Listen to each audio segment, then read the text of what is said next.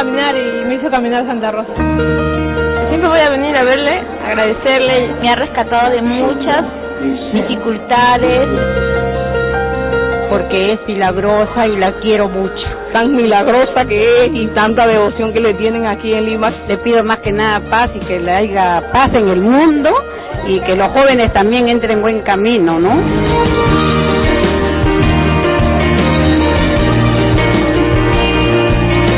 Hay muchísima gente en el Perú todavía y en muchos otros países del mundo que esperan religiosamente el 30 de agosto de cada año. Para escribir una cartita, meterla en un sobre, ir a determinados lugares y echar esa cartita pidiendo un milagro o un favor en el trabajo, un favor personal en la familia, etcétera. Bueno, esa santa es Santa Rosa de Lima y su día es el 30 de agosto y por eso en el Perú es feriado nacional y por eso yo era feliz cuando era chico porque no tenía que ir al colegio. Bueno, todos hemos escuchado historias sobre Santa Rosa, que dedicó su vida a Dios, que se casó con Dios, que tenía particular devoción por lo religioso, que se flagelaba, que usaba silicio, que conversaba con los mosquitos, etcétera. Pero ¿qué hay detrás de todos esos mitos? ¿Qué hay de cierto en todas esas cosas que hemos escuchado de Santa Rosa? ¿Y cuál es la verdadera figura humana detrás de la santa? ¿Cuál es la persona detrás de la figura de la santa? Todo eso es lo que vamos a descubrir en este programa. Yo soy Paul Vega y esto es Sucedió en el Perú.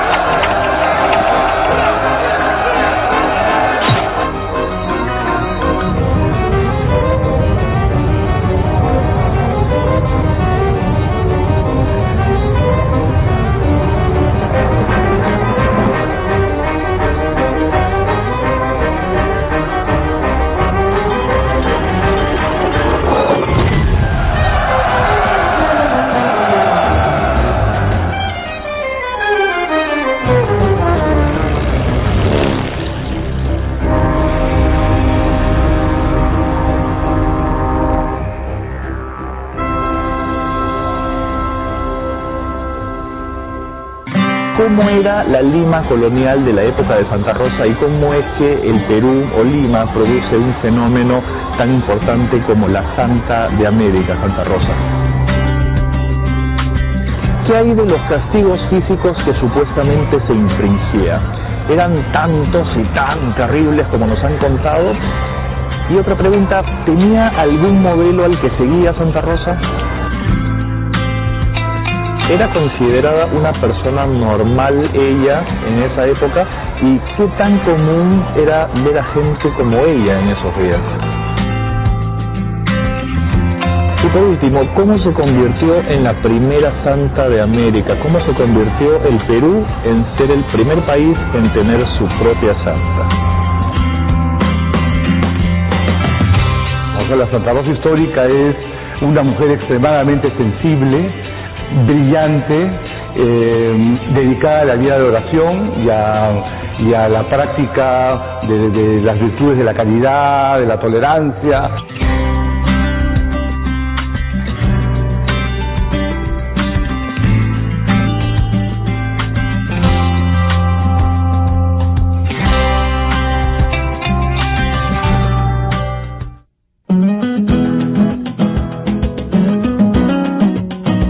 Tenía 50 años de fundada cuando nació Isabel Flores de Oliva, que más tarde sería coronada como santa con el nombre de Rosa de Lima. Ella fue la primera persona nacida en el Nuevo Mundo en ser elevada a los altares y su devoción se extendió por todo el planeta cristiano desde el siglo XVII.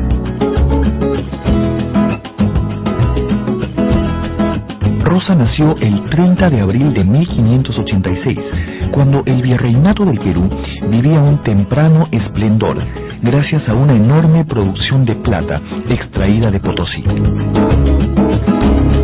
Para aquel entonces, la plata de América impulsaba el crecimiento del comercio y la manufactura europea, continente que iniciaba su expansión gracias al sudor y la sangre de los indios del Nuevo Mundo. Ellos dejaban su vida trabajando como peones.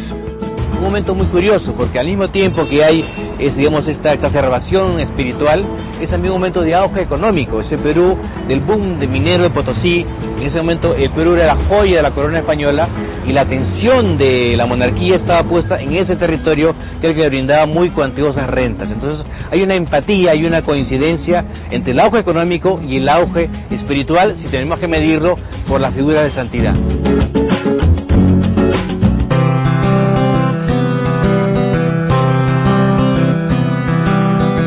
Durante el largo gobierno del virrey Marqués de Montesclaros, en los albores del siglo XVII, Lima se enriqueció mucho y se comenzaron a inaugurar muchas obras públicas. Una de ellas fue este puente de piedra que unía la capital con el distrito de San Lázaro, que ahora es el Rímac. Bueno, este virrey también ordenó hacer un censo que arrojó como resultado que Lima tenía 25.000 habitantes, más o menos la mitad de la capacidad del Estadio Nacional. Imagínense esa Lima de 25.000 habitantes comparada con lo que es ahora una ciudad de aproximadamente 8 millones de personas. Yo creo que a las personas que han vivido en el pasado, en este caso a Santa Rosa, que vivió en una Lima muy religiosa del siglo XVII, donde más del 10% de la población utilizaba el hábito religioso, ¿no? Hay que estudiarla en su contexto y con las categorías mentales que ella tenía, para comprenderla, eso hay que, y no para juzgarla, ¿no? Hay que aprender a pensar con ella y no tanto a pensar sobre ella.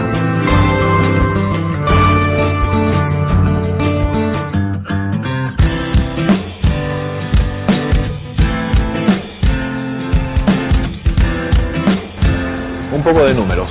De los 25.000 habitantes que tenía la ciudad de Lima, el 10% aproximadamente eran religiosos, entre agustinos, franciscanos, mercedarios, dominicos, clérigos y monjas enclaustradas. A menos de un siglo de su fundación, la ciudad tenía alrededor de 40 iglesias y capillas que oficiaban unas 300.000 misas al año. Bueno, todos estos datos es para que vean lo importante que era la religión en esos días. Lima era una ciudad monasterio.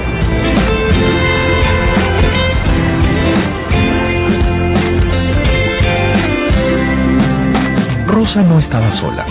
Como dice el historiador Ramón Mujica, solo así se explica la insólita proliferación de un ejército de santos y visionarios que por 2 o 3 generaciones recorrió intoxicado de mística y teología las calles de la ciudad. Los únicos 5 santos que ha tenido el Perú vivieron en esta época.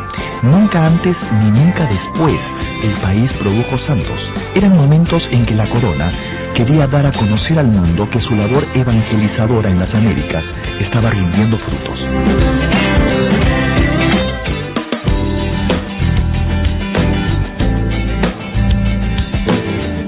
En un sector apartado de la ciudad estaba situada la casa paterna de Isabel Flores de Oliva.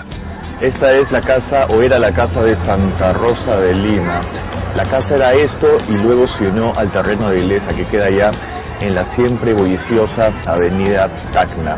El matrimonio Flores de Oliva tuvo 13 hijos. Santa Rosa era la cuarta de 3 hermanos. Esta casa la compró el padre de Santa Rosa cuando se casó con la madre por una dote que le dio la mamá de la novia. Era una barra de plata y con esa barra de plata fue que compró esta casa. ¿Qué tal dote, no?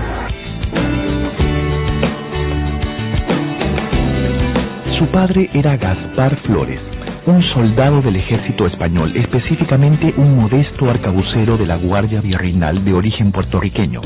Su madre era María de Oliva, una criolla limeña.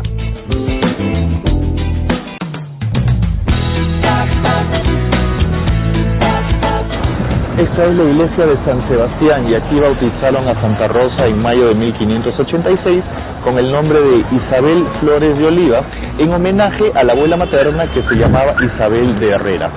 Bueno, a los pocos meses de haber nacido, un día o una noche estaba en su cuna Santa Rosa y una criada india se acercó y la destapó para ver si ya se había quedado dormida y se quedó asombrada de lo rojas que eran sus mejillas y de la belleza de su cara. Entonces llamó a las otras criadas y todas se quedaron mirando a esta criatura tan bonita y estaban tan admiradas que llamaron a la mamá de Santa Rosa que vino, la cargó en brazos y le dijo algo así como: hija de mi alma y de mi vida. Mientras yo viva, solamente te llamaré Rosa.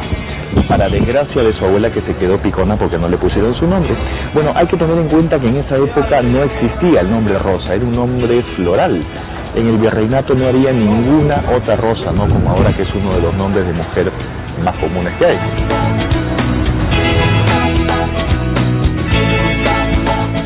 Dicen de que este milagro ya había sido prefigurado en México por la aparición de la Virgen de Guadalupe, que se apareció con un montón de rosas alrededor de ella. Entonces se sugería que la Virgen se había aparecido en México con las rosas para anunciar el nacimiento de Santa Rosa de Lima.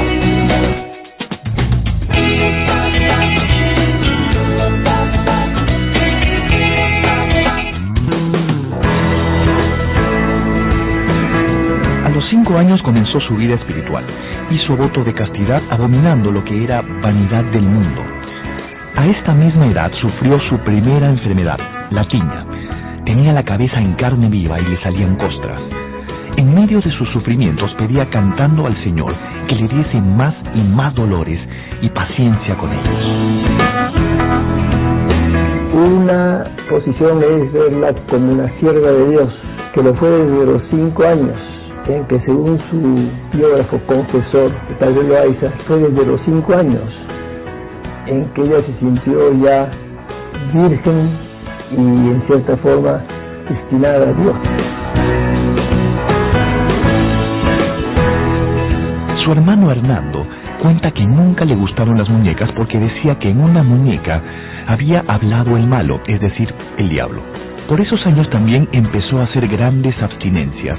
Ayunó muchos días a la semana sin que su madre lo supiera. Sus ayunos eran a pan y agua. A pesar de sus ayunos, su rostro no se demacraba, seguía tan fresco y lozano como siempre, pero su familia estaba intrigadísima por sus actitudes. Los tropiezos con su madre empezaron a surgir, ya que ésta quería siempre arreglarla, ponerle flores en el cabello y hasta se lo llegó a pintar de rubio. Pero Rosa era muy obediente y trataba de no desairarla. Llegó a ser desde muy niña una excelente costurera y con lo que ganaba ayudaba a sus padres y hermanos. Entre su madre y su abuela hubo algunas diferencias sobre la cuestión del nombre. La abuela no quería que le quitasen el nombre de Isabel y la madre que se había de llamar Rosa. Por esto la niña fue donde su confesor a pedirle consejo. Este le dijo que estaba más obligada a obedecer a su madre que a su abuela y que se llamase Rosa.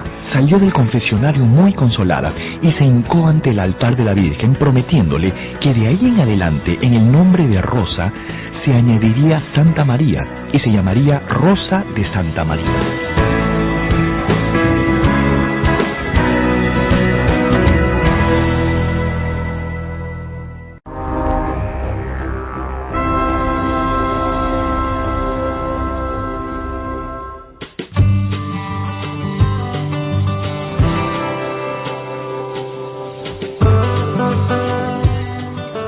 Estoy en Santa Rosa de Quibes, donde a diferencia de la siempre gris y fea Lima, aquí hay un sol espectacular y un cielo azul.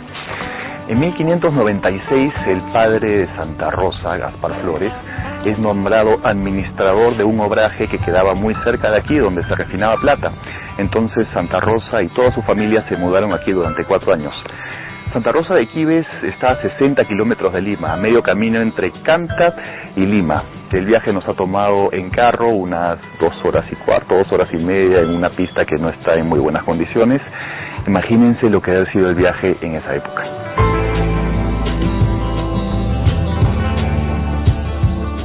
Y ahí ella tiene una experiencia distinta de vida, porque cambia su ámbito urbano, criollo, limeño, y conoce la población andina, conoce que hay indígenas que trabajan duro, y a lo mejor también se identifica con ese sufrimiento, esos padecimientos del trabajo a los cuales han sometido los indígenas.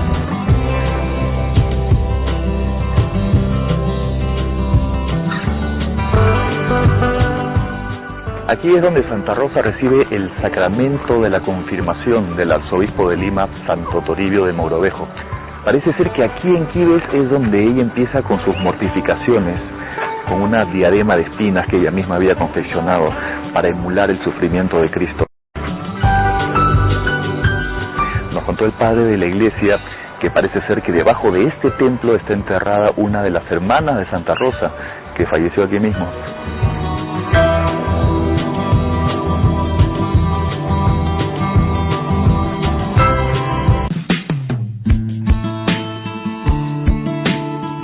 Además de ser una eximia costurera, también era una experta cocinera. A pesar de esto, nunca dejó los ayunos y en su casa todos estaban alarmados por su conducta. Asistía a la iglesia en compañía de su madre o de su hermano Hernando y comulgaba 2 veces por semana.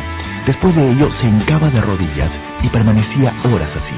Tenía una relación muy especial con su criada Mariana. Más que criada, era su amiga y confidente, y a quien le guardaba sus secretos. Pasados 2 años, Rosa había cambiado mucho su apariencia. Ya no llevaba el cabello rubio. Habíamos visto que su madre se lo tenía desde muy pequeña, pero un buen día tomó las tijeras y se lo cortó. La madre se molestó y no faltaron los gritos y los castigos.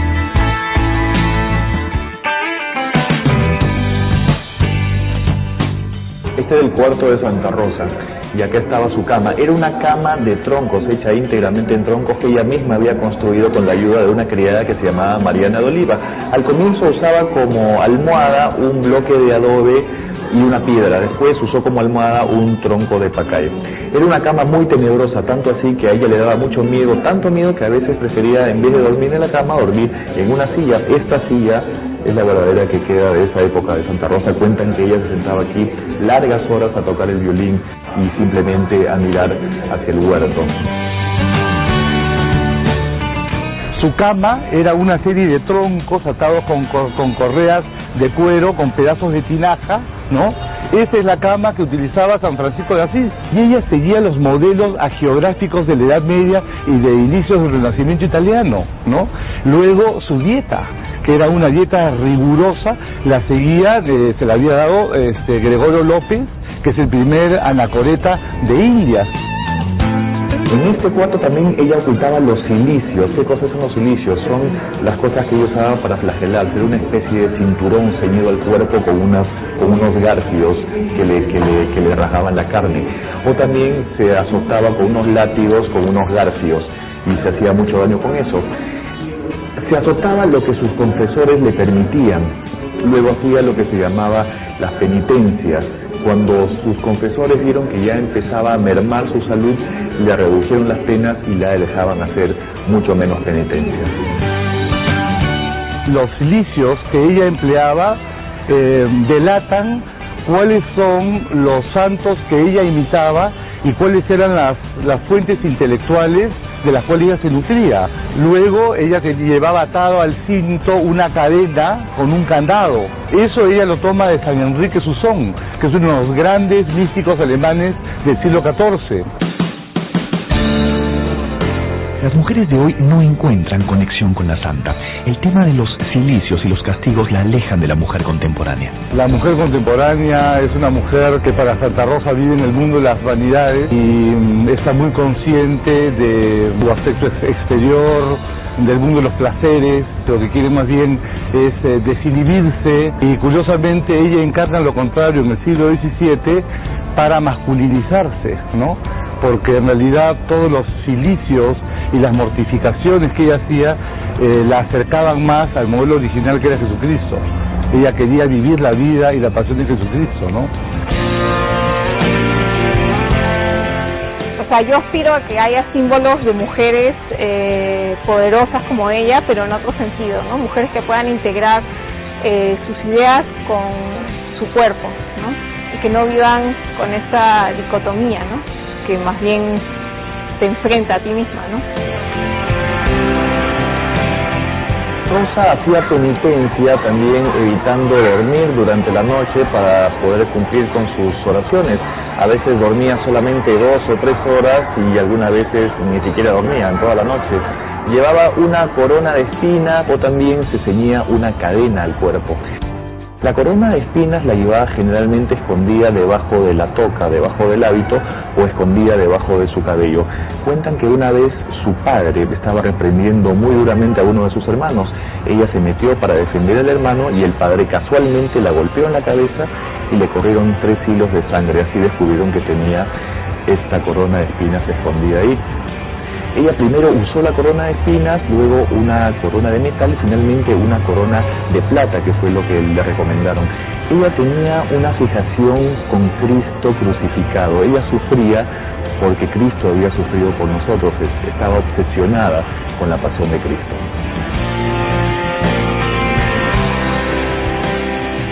La corona de espinas, que la ha hecho tan famosa, por ejemplo, esa la toma de Santa Catalina de Siena, que era su maestra espiritual. Entonces ahí el tema de los indicios es un tema pues, con mucho más de fondo, ¿no? Delata cuáles son los libros que ella está leyendo, ¿no? O sea que si uno condena a Santa Rosa, tiene que condenar a Santa Catalina, a San Francisco de Asís, a San Enrique Susón, bueno, y al propio Cristo, que es el que establece el Imitatio Christi. Hoy resulta absurdo comprender cómo la santa podía infringirse todos esos castigos corporales. Dejando de lado nuestros prejuicios actuales y tratando de entender a una persona que vivió hace 400 años con todo ese intenso sentimiento religioso, podríamos decir que Rosa era algo así como una atleta olímpica de hoy en día.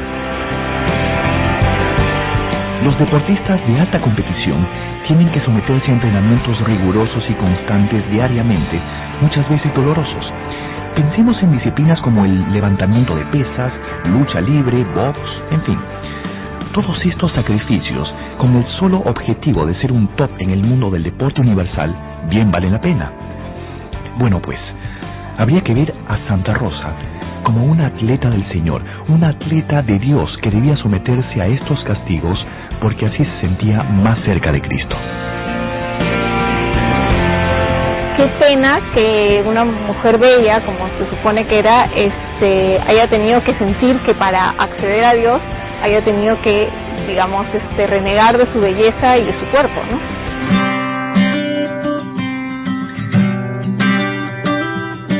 Rosa sobrellevaba el grueso de las obligaciones domésticas porque el bajo salario de su padre no daba para mucho. Puede decirse que con la costura, Rosa sostenía a toda la familia. Trabajaba con su labor de costura todo el día hasta la medianoche. Era lo que podríamos llamar una costurera de barrio. Así laboró para ellos hasta 1614, año en que las fuerzas le empezaron a flaquear.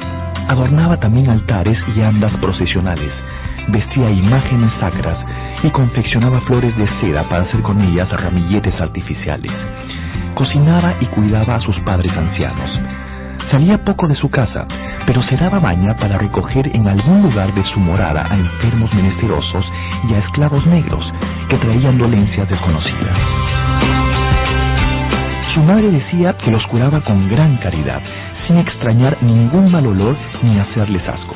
La dedicación especial por los esclavos negros obedecía a que estos no tenían un hospital propio en aquellos tiempos. Tenía amor, ¿no? Y amor verdadero, amor a Cristo, amor a Dios, amor al prójimo. Ese como diría yo, salirse de ella misma para darse a los pobres, a aquellos enfermos, a aquellos que venían del África y eran esclavos y tenían enfermedades. Aquí le metía a la enfermería, les daba de todo, ¿no? Les curaba, después les daba comida.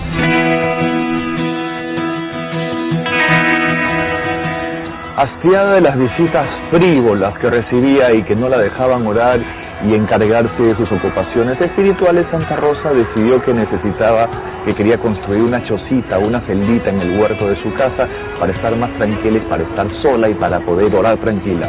Entonces habló con sus confesores para que estos intercedieran con su madre para que le permitiera construir esta chocita o celdita. Para sorpresa de todos, la madre Santa Rosa dio el permiso para que se construyera y fue Santa Rosa quien con sus propias manos construyó esta ermita de adobe aquí en el huerto de su casa, donde pasaba muchas horas encerrada orando y donde dicen que muchas veces se le apareció el mismísimo niño Jesús.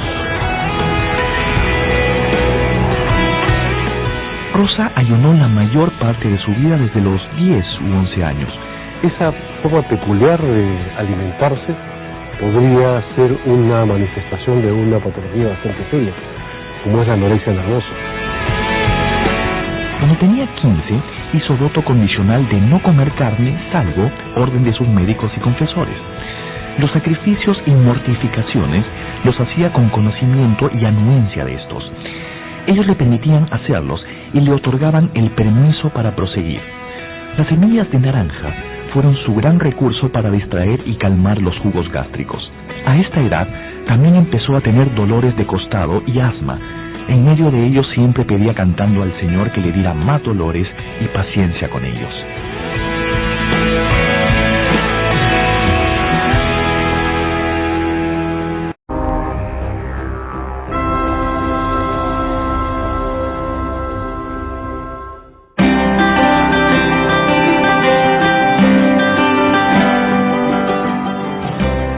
Para Santa Rosa fue muy importante el contacto con la naturaleza, por eso pasaba muchas horas aquí en el huerto rodeada de todo tipo de plantas y todo tipo de animales, incluso de insectos.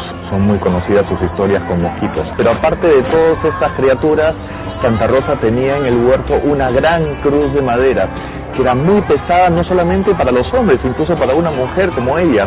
Bueno, ella cargaba esta cruz y hacía el Vía Crucis, imitando al Vía Crucis de Jesucristo. Una santa, una mujer que se mortifica, se golpea, que hace un Vía Crucis cargando uno por aquí, justo por este jardín, cargando una cruz pesada, cayendo, levantándose y todo, pues la gente no lo comprende.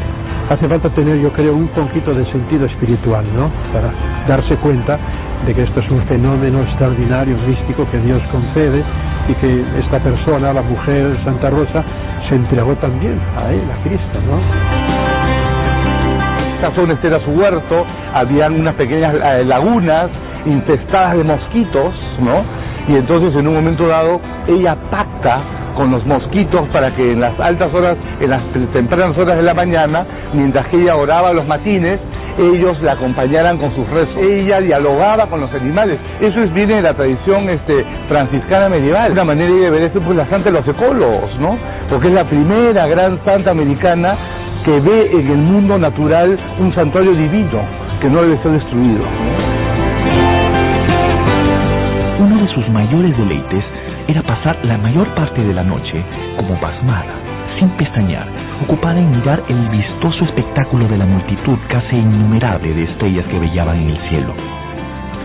Una de sus compañeras había declarado haberla visto muchas veces en tan encantador ejercicio en el patio de su casa, permaneciendo en él la mayor parte de la noche.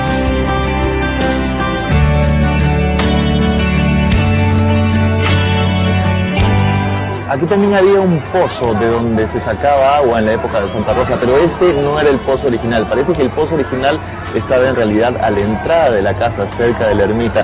Este lo construyeron después y, como les decía, de acá se sacaba agua para el consumo humano. El agua para regadío se sacaba de una acequia que quedaba no muy lejos de acá y hecha por los indígenas varios años antes. No se sabe si Santa Rosa llegó a conocer efectivamente ese pozo, si lo vio alguna vez en su vida.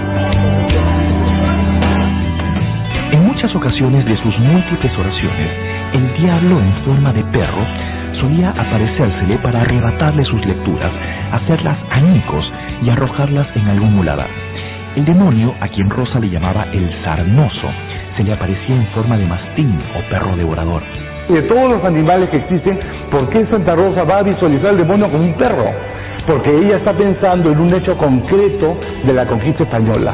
Y es que los conquistadores trajeron perros, los mismos perros que en Europa se usaban para cazar osos y jabalíes, en el Perú se utilizaron para cazar indios.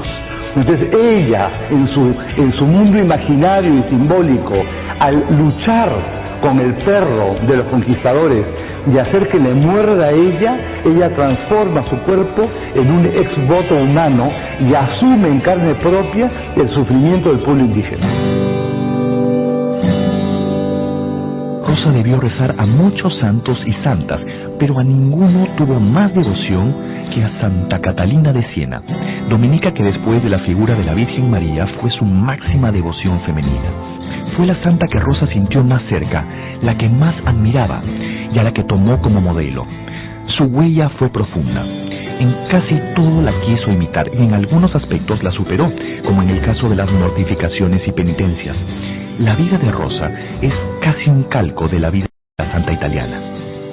Ya adolescente, frustra sus paseos frívolos en carroza echándose pimienta o ají a los ojos, rechazaba las joyas y otros accesorios ostentosos, aunque a veces, por no desobedecer a su madre, accede a usar los lujosos guantes que acentúan la delicadeza de sus finas manos, pero que asombrosamente producen el efecto contrario, las llenan de llagas.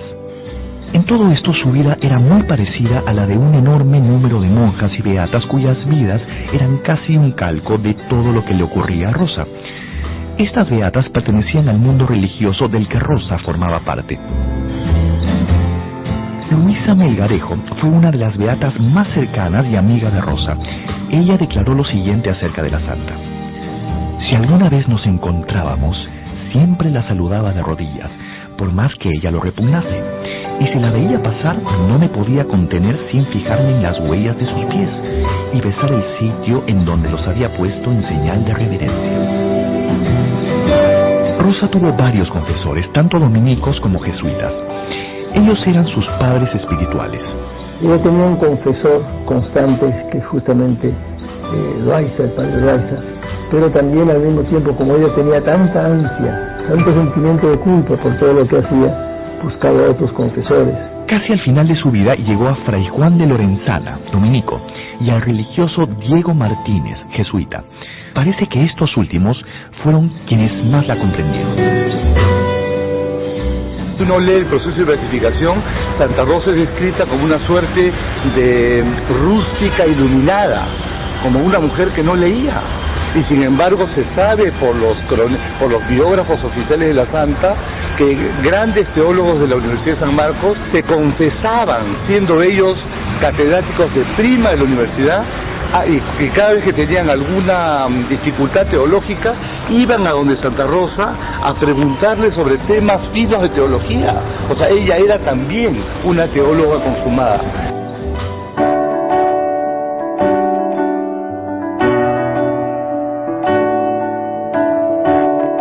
El andar cotidiano de Santa Rosa se reducía a unas cuantas calles aquí en el centro de Lima.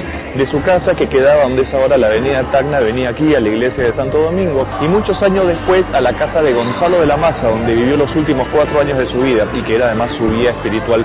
Cuenta su hermano Hernando, que a veces lo acompañaba a misa, que Santa Rosa en el trayecto a veces veía algunas pajillas o algunas ramas en el suelo en forma de cruz.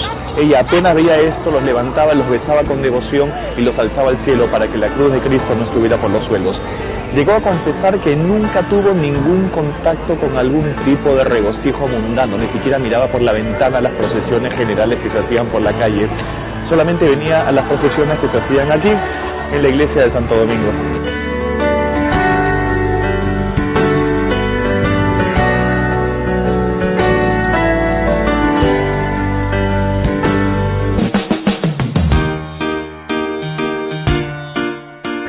Esto que antes fue el convento de Santo Domingo es ahora el Museo Santuario de Santo Domingo y se puede venir a visitar.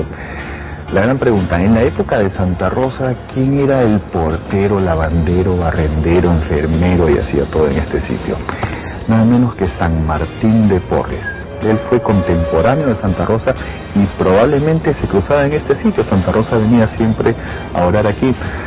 Ahora, según algunas fuentes es difícil que se hayan conocido. Santa Rosa difícilmente entablaba contacto con hombres, solamente con sus compañeras beatas y con sus confesores. Pero según otras fuentes, por ejemplo, el prior del convento dominico de la Magdalena, el Santo Negro en más de una ocasión le sirvió de mensajero a Santa Rosa.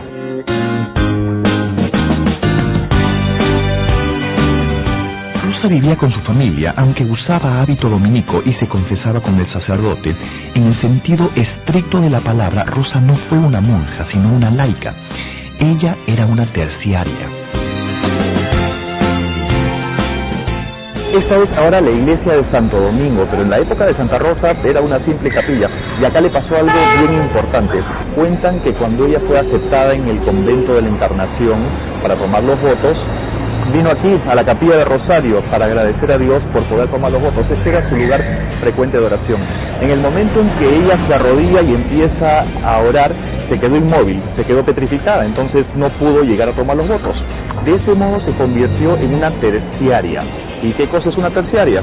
Es una religiosa que no es una monja y que no vive en un convento, de manera que Santa Rosa estuvo ligada a la iglesia, pero no de una manera formal.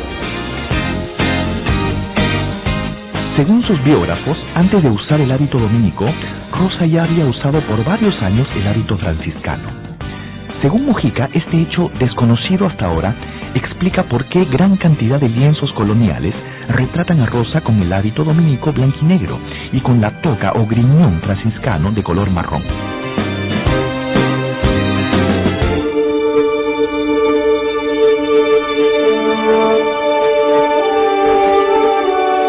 Los últimos días de su vida, Santa Rosa los pasó aquí, en la casa de su padrino, el contador Gonzalo de la Maza, donde ahora es el monasterio de Santa Rosa de Santa María, en el barrio de Santa Ana. Estaba muy enferma, muy debilitada, ya no podía trabajar, además tenía serias desavenencias con su madre y encima su padre estaba enfermo. Bueno, esto da un panorama de la discrepancia que siempre tuvo con su familia. Su madre, María de Oliva, trató siempre de casarla. Bueno, no siempre, cuando era grande trató de casarla y le buscó muchos pretendientes, pero ella nunca aceptó casarse con nadie. El único compromiso que quería era con Dios. Al final aceptó una invitación de Gonzalo de la Maza, de la familia de la Maza Usátegui, y con el permiso de sus padres vino a vivir aquí hasta el último de sus días.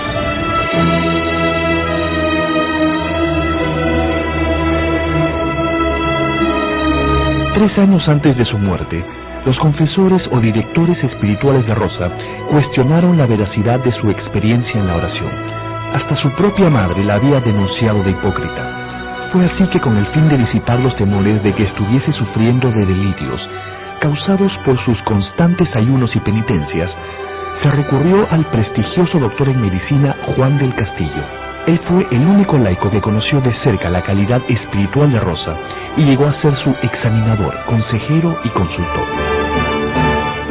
Lo que se sabe es que había mucha intimidad, mucha afinidad entre Santa Rosa y el doctor del Castillo, que ella, aparte de todos los consejeros espirituales que sabemos que tenía, y que eran sobre todo dominicos, algunos eran jesuitas, también recurría a gente civil que tenía capacidad para entender los tormentos que ella sufría, porque tampoco se explicaba por qué ella tenía que vivir todos esos sufrimientos, esos padecimientos, esas virtudes que no le nacían, sino que alguien le comunicaba del más allá. Terminadas las entrevistas, del Castillo concluyó que las vivencias de Rosa derivaban del cielo y no de una melancolía demoníaca. El doctor llegó a la evidencia de que su examinada era bienaventurada y se retiró convencido de que no era una iluminada ni una alumbrada más, sino una verdadera santa.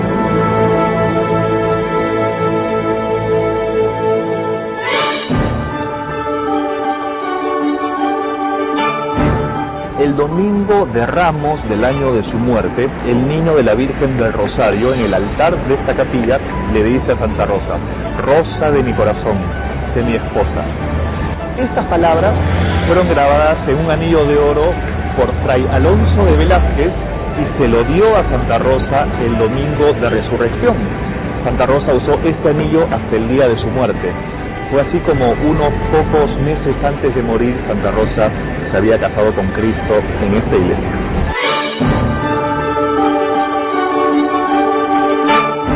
Se casa místicamente con el niño Jesús, que al ella orarle, cobra vida sobrenatural y le dice: Rosa de mi corazón, sé mi esposa. O sea, el que le habla es la escultura que cobra vida. El día en que el padre Velázquez le puso el anillo en el dedo de Rosa, estuvo la madre de Rosa, ¿no? María de Oliva, estuvo el contador de la Maza y estuvo también doña María, la esposa del contador de la Maza. Entonces, era un conjunto de personas que simbólicamente pues estaban presenciando esa proximidad de Rosa al Señor, que es reflejo de una entrega total, ¿no? Y ella se convierte en la primera santa que se desposa con Jesucristo en el Nuevo Mundo.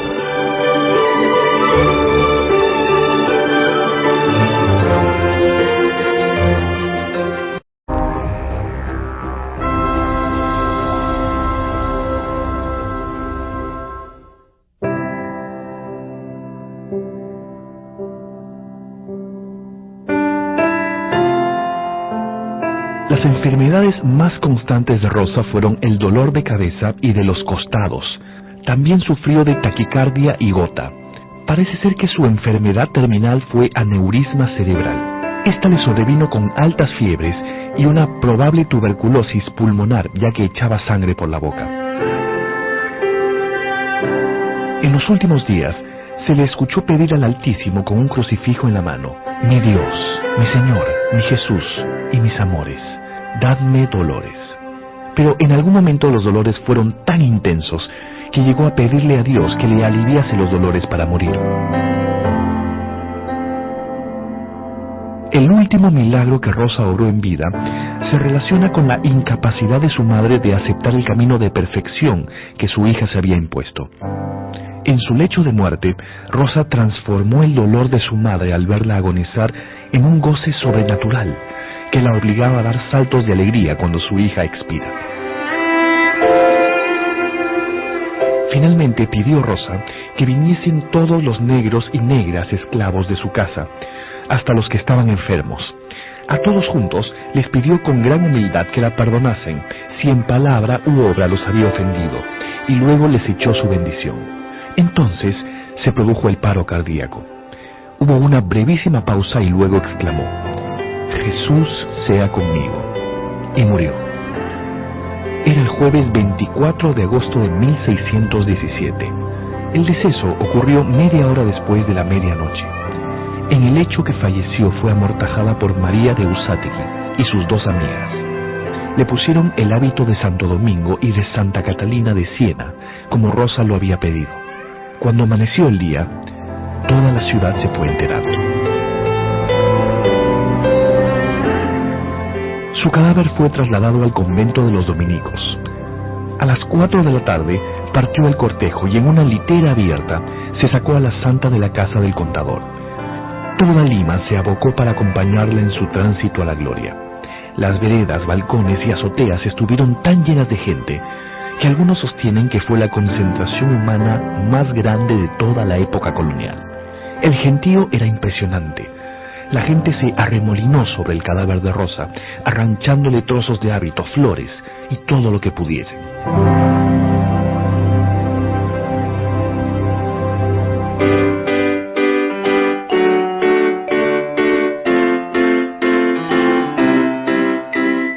Estamos aquí en el sótano del convento de Santo Domingo. Hemos bajado por unas escaleritas medio suicidas porque aquí están los restos de Santa Rosa de Lima. Yo debería sacarme el gorrito como una muestra de respeto. Cuentan que antes de ser sepultado los restos de Santa Rosa, su cuerpo tuvo que ser vestido hasta 6 veces. Tal era el fervor de la gente por quedarse con una reliquia de la futura santa. Su cuerpo era de una singular belleza, cuentan. No parecía muerta, sino más bien dormida.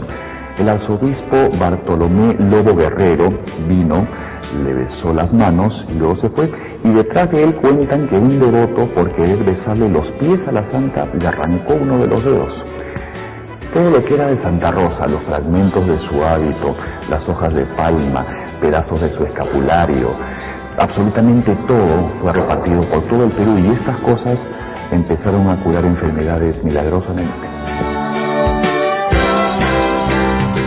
A la semana siguiente de la muerte de Santa Rosa, era tan evidente su preponderancia, su protagonismo en la vida religiosa y civil y social de Lima, que el arzobispo Lobo Guerrero mandó a abrir un proceso para recoger testimonios de la gente que había estado cerca de ella y podía dar cuenta de sus virtudes milagrosas.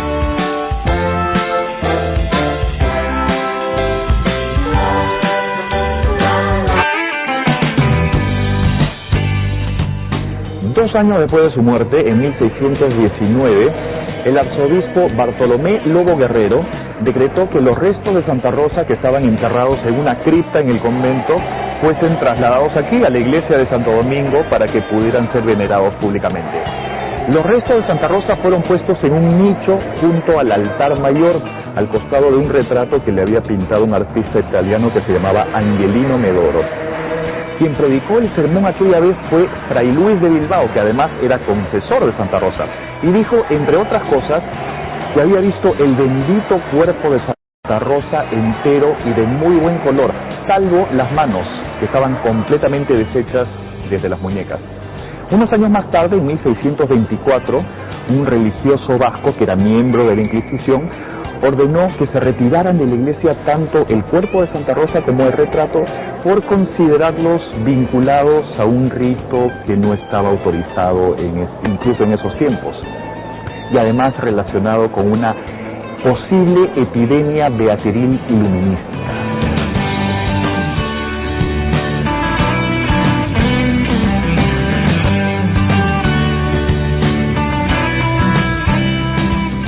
En 1625, la Inquisición interrogó a un número de beatas alumbradas, entre las cuales estaban las compañeras y discípulas de Rosa. Se encontró que muchas eran culpables de adjudicarse visiones y revelaciones que se debían más a sus lecturas que a sus verdaderas experiencias.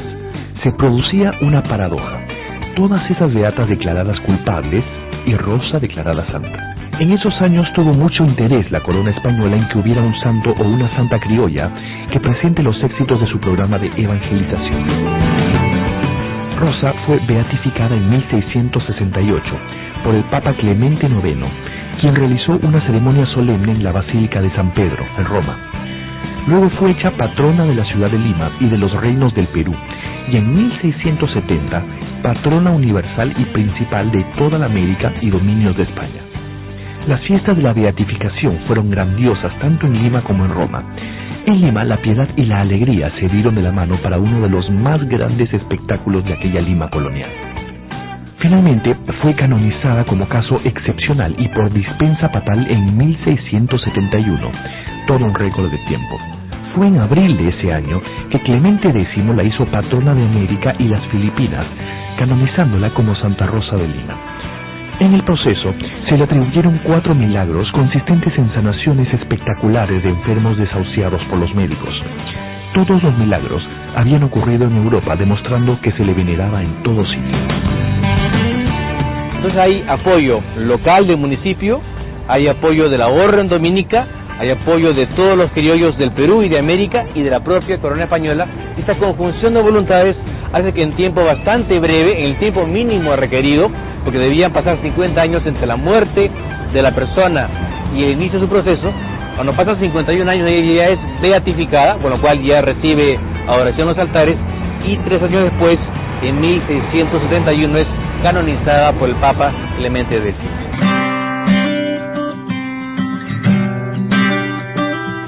Tal fue la algarabía producida por su canonización, que se empezó a elaborar abundante iconografía de la santa peruana, que difundió su culto rápidamente, sobrepasando el territorio de la capital para llegar a ser internacional.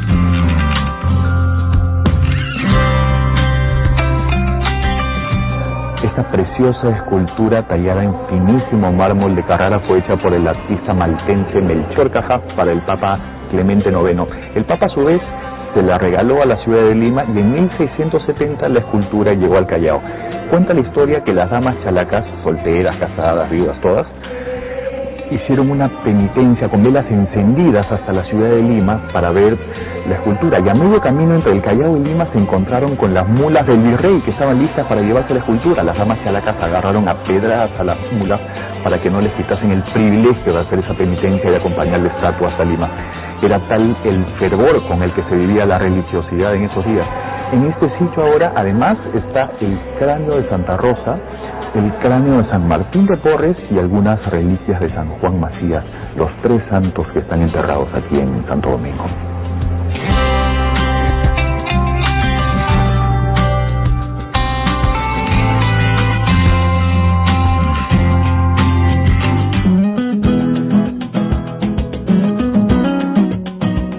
La figura de Rosa fue enarbolada primero por los criollos capitalinos, después por los indios nobles del virreinato. Fue la santa predilecta del general José de San Martín. Grau la tenía en su camarote del Huáscar y la rezaba frecuentemente en sus horas más difíciles. En ella se han unido las aspiraciones de todas las razas y clases sociales de un país fragmentado. Hace casi 400 años murió Rosa de Lima y el país entero sigue conservando su memoria. El 30 de agosto es feriado nacional en su nombre y devotos del Perú y del mundo acuden a su santuario. Hoy el nombre de Rosa es el más popular entre las mujeres peruanas. Pasados los siglos, la figura y la memoria de la primera santa americana perdura a través del tiempo y es uno de los venerados símbolos nacionales.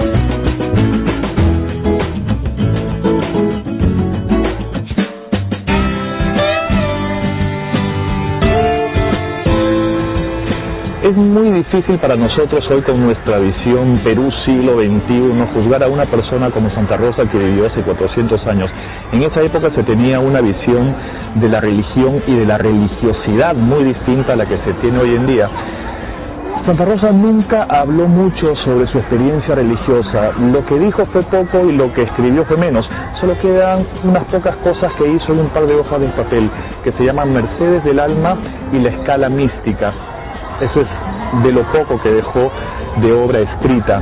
Incluso los documentos que se usaron para su canonización en Roma nunca fueron hechos públicos. Contamos con muy pocas fuentes actuales para conocer la vida cotidiana de Santa Rosa de Lima. Si la vida de los santos ya es un misterio, la vida de Santa Rosa es un enigma completo que aún está por revelarse en muchos de sus aspectos. Chao, hasta la próxima.